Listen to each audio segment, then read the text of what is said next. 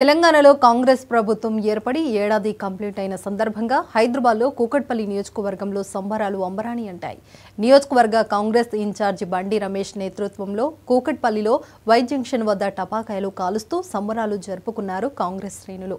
ఇక రాష్ట్రంలో నియంతృత్వ పాలన పోయి ప్రజా పాలనకు ప్రజలు బ్రహ్మరథం పడుతూ ఇదే రోజున తీర్పునిచ్చారని అన్నారు. గత ప్రభుత్వ హయాంలో రాష్ట్రంలో అప్పులు చేయడమే కాకుండా పాలనను గాలికి వదిలేశారని ఆరోపించారు.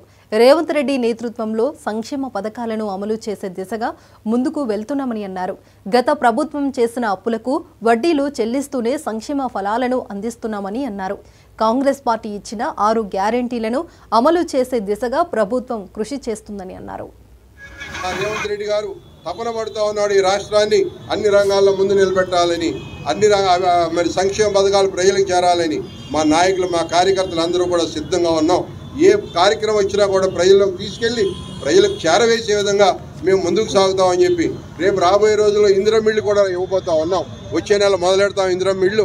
ప్రతి వాళ్ళకి అర్హులకి ఇందిరమ్మ కమిటీల ద్వారా ఇందిరమ్మ కమిటీలు కూడా వేసుకుంటా ఉన్నాం.